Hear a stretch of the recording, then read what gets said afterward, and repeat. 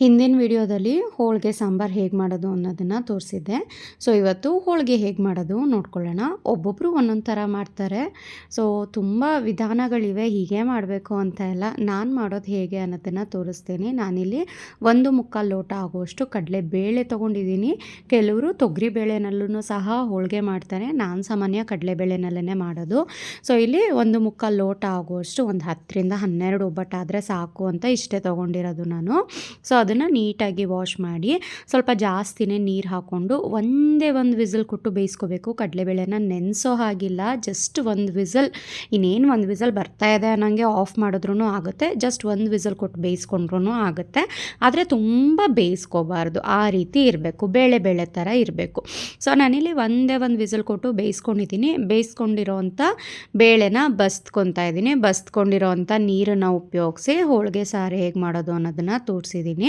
So ಇವಾಗ ಈ ಬೇಳೆ ಬೆಂದಿದೆಯಾ ಅಥವಾ ಜಾಸ್ತಿ ಬೆಂದಿದೆಯಾ ಅಂತ ನಮ್ಮ ಅತ್ತೆ ಬಂದು ಚೆಕ್ ಮಾಡ್ತಾಯಿದ್ರು. ಹಾಗೆ ಓಪನ್ ಪ್ಯಾನಲ್ಲೇ ಬೇಯಿಸು ಅಂತ ಅಂದರು.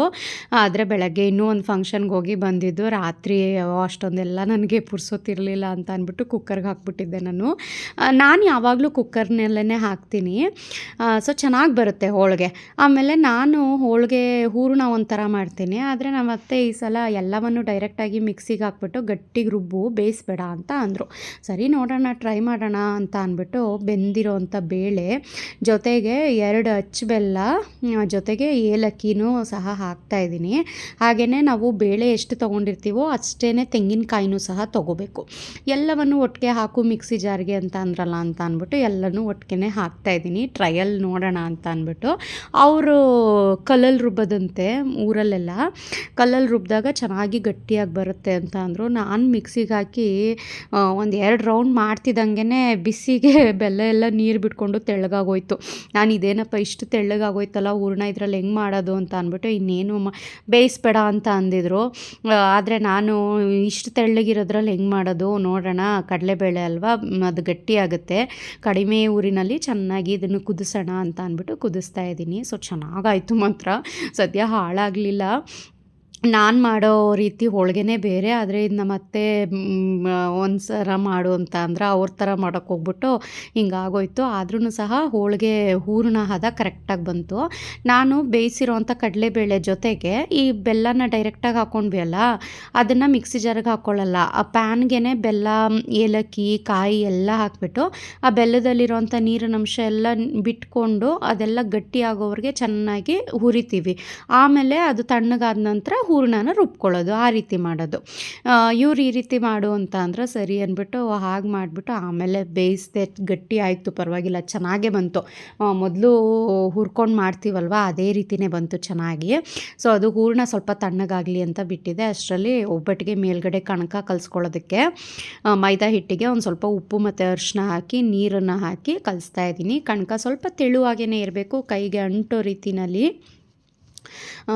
ಸುಮಾರು ಒಂದು 2 ಕಪ್ ಆಗೋಷ್ಟು, ಅಂದರೆ ಒಂದು 1/4 kg ಆಗೋಷ್ಟು ನಾನು ಮೈದಾ ಹಿಟ್ಟನ್ನು ತೊಗೊಂಡಿದ್ದೀನಿ. ಒಂದು 10ರಿಂದ 12 ಹೋಳಿಗೆ ಆದರೆ ಸಾಕು ಅಂತ.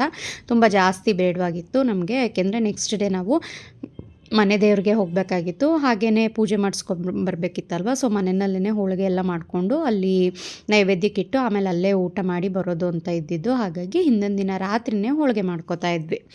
ಸ್ವಲ್ಪ ಆದರೆ ಸಾಕು ಅಂತಲೇ ಒಂದು 1/4 kg ಆಗೋಷ್ಟು ಮಾತ್ರ ಮೈದಾ ಹಿಟ್ಟನ್ನು ನೋಡಿ ಈ ರೀತಿ ಕೈಗೆ ಅಂಟೋ ರೀತಿನಲ್ಲೇ ಇರಬೇಕು, ತುಂಬ ತೆಳುನೂ ಇರಬಾರ್ದು.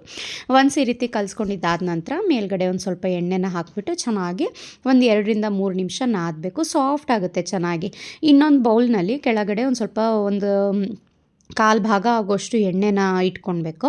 ಆ ಎಣ್ಣೆದ್ರದ್ದು ಒಳಗಡೆನೆ ಈ ಕಣಕನ ಹಾಕಿ ಮೇಲ್ಗಡೆನೂ ಸಹ ಎಣ್ಣೆ ಎಲ್ಲ ಸ್ವಲ್ಪ ಮುಳುಗೋ ರೀತಿನಲ್ಲಿ, ಡ್ರೈ ಆಗಬಾರ್ದು. ಕಣಕದಿಟ್ಟು ಡ್ರೈ ಆಗಿಬಿಡ್ತು ಅಂದರೆ ಹೋಳಿಗೆ ನಮಗೆ ಒಂದು ಕಡೆ ಗಟ್ಟಿ ಬಂದುಬಿಡುತ್ತೆ, ಒಂದು ಕಡೆ ಎಲ್ಲ ಹೂರಣ ಹೋಗ್ಬಿಡುತ್ತೆ, ಆ ರೀತಿ ಆಗುತ್ತೆ. ಸೊ ಡ್ರೈ ಆಗದೇ ಇರಲಿ ಅಂತ ಈ ರೀತಿ ಎಣ್ಣೆ ಎಲ್ಲ ಕಡೆ ಆಗೋ ರೀತಿಯಲ್ಲಿ ಕಲಸಿ ಒಂದು 3 hours ಬಿಡಬೇಕು. ಒಂದು 3 hours ಆದ ನಂತರ ಇಲ್ಲಿ ನಾನು ಹೋಳಿಗೆ ಮಾಡ್ತಾಯಿದ್ದೀನಿ ಮತ್ತೆ. ಸೊ ನೋಡಿ ಇಲ್ಲಿ ಹೂರಣ ರೆಡಿ ಮಾಡಿ ಇಟ್ಕೊಂಡಿದ್ನಲ್ಲ ತುಂಬಾ ಚೆನ್ನಾಗಾಗಿತ್ತು, ಗಟ್ಟಿಯಾಗಿ ಸಖತ್ತಾಗಿತ್ತು. ನಾರ್ಮಲ್ ಹೋಳಿಗೆ ಹೂರಣದ ಥರನೇ ಇತ್ತು. ನಾನು ಅದೇ ಅಂತಿದ್ದೆ ನಮ್ಮ ಅತ್ತೆಗೆ, ನೀವು ಅದು ಹೆಂಗೆ ಬೇಯಿಸ್ದೇನೆ ರುಬ್ತೀರಾ, ನೀರು ಬಿಟ್ಕೊಳ್ಳಲ್ವಾ ಅಂತ. ಇಲ್ಲ ನಾನು ಮಾಡ್ತೀನಿ, ಹಂಗೆ ಮಾಡ್ತೀನಿ ಅಂತ ಅಂತಿದ್ರು. ನೋಡೋಣ ನೆಕ್ಸ್ಟ್ ಟೈಮು ಊರಿಗೆ ಬಂದಾಗ ನೋಡ್ತೀನಿ ಹೆಂಗೆ ಮಾಡ್ತೀರಾ ಅಂತ. ನನಗಂತೂ ಬರಲ್ಲ ಅಂತ ಅಂದ್ಬಿಟ್ಟು ನಾವು ಹೋಳಿಗೆನ ಈ ರೀತಿ ಮಾಡಿದ್ದು. ಸೊ ನೋಡಿ, ಕಣ್ಕದ್ದು ಒಂದು ಸ್ವಲ್ಪ ಹಿಟ್ಟನ್ನು ತೊಗೊಂಡು ಈ ರೀತಿ 2 ಕೈನಲ್ಲಿ ಸ್ವಲ್ಪ ಅಗಲ ಮಾಡಿದ್ದೀನಿ. ಇವಾಗ ಅದ್ರ ಮಧ್ಯೆ ಹೂರಣನ ಇಟ್ಟು ಒಬ್ಬಟ್ಟು ತಟ್ಟೋದು ಅಷ್ಟೇ. ಒಬ್ಬಟ್ಟನ್ನ ಪ್ರೆಸ್ಸಿಂಗ್ ಮಿಷಿನ್ನಲ್ಲೂ ಮಾಡ್ಬೋದು. ಇದು ಹೋಳಿಗೆ ಶೀಟ್ ಮೇಲೇ ಈ ರೀತಿ ತಟ್ಕೊತಾ ಇದ್ದೀನಿ ನಾನು. ಕೈನಲ್ಲಿ ತಟ್ಟೂ ಸಹ ಮಾಡ್ಬೋದು, ಲಟ್ಟಣಿಗೆ ಉಪಯೋಗಿಸಿನೂ ಸಹ ಮಾಡ್ಬೋದು. ಇದ್ರ ಮೇಲ್ಗಡೆ ಇನ್ನೊಂದು ಪ್ಲಾಸ್ಟಿಕ್ ಶೀಟ್ ಇಟ್ಟು ಅದನ್ನು ಜಸ್ಟ್ ಹೀಗೆ ಸವರ್ತಾ ಬಂದರೆ ಒಬ್ಬಟ್ಟು ರೌಂಡಾಗಿ ಚೆನ್ನಾಗಾಗುತ್ತೆ. ಆ ರೀತಿನಾದರೂ ಮಾಡ್ಬೋದು. ಸೊ ಒಟ್ಟಿನಲ್ಲಿ ಚೆನ್ನಾಗಿ ಟೇಸ್ಟಿಯಾಗಿರಬೇಕು ಅಷ್ಟೇ. ಹೋಳಿಗೆ ತುಂಬಾ ಚೆನ್ನಾಗಿತ್ತು ಮಾತ್ರ. ದೇವ್ರಿಗೆ ಅಂತ ಮಾಡ್ಕೊಂಡು ಹೋಗ್ತಿದ್ದಲ್ವ, ಎಲ್ಲೂ ಸಹ ಟೇಸ್ಟನ್ನು ಸಹ ಸ್ವೀಟು ಅದೆಲ್ಲ ಏನೂ ನೋಡಿರಲಿಲ್ಲ ನಾವು. ನೆಕ್ಸ್ಟ್ ಡೇ ನಾವು ದೇವಸ್ಥಾನದಲ್ಲಿ ತಿನ್ಬೇಕಾದ್ರೆ ಎಷ್ಟು ಚೆನ್ನಾಗಿತ್ತು ಅಂತ ಅನಿಸಿದ್ರೆ, ಹೊಟ್ಟೆ ಹಸ್ಕೊಂಡು ಬೇರೆ ಹೋಗಿದ್ವಾ, ತಿಂಡಿನೂ ತಿಂದೇನೆ ಸಕ್ಕತ್ತಾಗಿ ಅನ್ನಿಸ್ತಾ ಇತ್ತು ತಿಂಡಿ ಎಲ್ಲನೂ. ಇವಾಗ ನೀಟಾಗಿ ಹೋಳಿಗೆನ ತಟ್ಟಿ ಬೇಯಿಸೋದು ಅಷ್ಟೇ 2 ಕಡೆ. ಒಂದು ಒಬ್ಬಟ್ಟು ದೊಡ್ಡದಾಗಿ ಮಾಡಿಬಿಟ್ಟಿದ್ದೆ. ನಮ್ಮತ್ತೆ ಇಷ್ಟಿಷ್ಟು ನಿಂದ ಅಗ್ಗಗ್ಲ ಮಾಡಿದ್ರೆ ಒಂದು 5 ಒಬ್ಬಟ್ಟು ಆಗುತ್ತೆ ಅಷ್ಟೇ, ನೀನು ಮಾಡಿರೋ ಇದರಲ್ಲಿ ಚಿಕ್ಕದಾಗಿ ಮಾಡು ಅಂತ ಅಂದ್ರೆ. ಸೊ ನೆಕ್ಸ್ಟಿಂದ ಚಿಕ್ಕದಾಗಿ ಹೋಳಿಗೆ ಮಾಡಿದೆ. ತೆಳುವಾಗಿ ಮಾಡಬೇಡ, ಸ್ವಲ್ಪ ಅಗ್ಗಗ್ಲನೇ ಇರಲಿ, ದಪ್ಪನೇ ಇರಲಿ ಅಂತ ಅಂದರು. ಸೊ ಅವ್ರು ಹೇಗೆ ಹೇಳ್ತಾರೆ ಹಾಗೆಯೇ ನಾನಿಲ್ಲಿ ಹೋಳಿಗೆಗಳನ್ನ ರೆಡಿ ಮಾಡಿ ಇಟ್ಟೆ. ಸೊ ಹೀಗಿತ್ತು ನಾವು ದೇವಸ್ಥಾನಕ್ಕೆ ಹೋಗ್ಬೇಕಾದ್ರೆ ಮಾಡ್ಕೊಂಡು ಹೋಗಿದ್ದಂಥ ಹೋಳಿಗೆ ವೀಡಿಯೋ. ಸೊ ಹೇಗೆ ಅನ್ನಿಸ್ತು ಕಮೆಂಟ್ ಮಾಡಿ. ಏನೋ ಮಾಡೋಕ್ಕೋಗಿ ಏನೋ ಮಾಡಿದೆ, ಆದ್ರೂ ಸಹ ಪರ್ಫೆಕ್ಟಾಗಿ ಬಂತು. ತುಂಬಾ ಇಷ್ಟ ಆಗಿ ಎಲ್ಲರೂ ಸಹ ತಿಂದ್ವಿ ದೇವಸ್ಥಾನದಲ್ಲಿ ಕೂತ್ಕೊಂಡು. ಸೊ ನೀವು ಹೇಗೆ ಮಾಡ್ತೀರಾ ಹೋಳಿಗೆ ಕಮೆಂಟ್ ಮಾಡಿ ತಿಳಿಸಿ. ಸಿಗ್ತೀನಿ ನೆಕ್ಸ್ಟ್ ವೀಡಿಯೋದಲ್ಲಿ.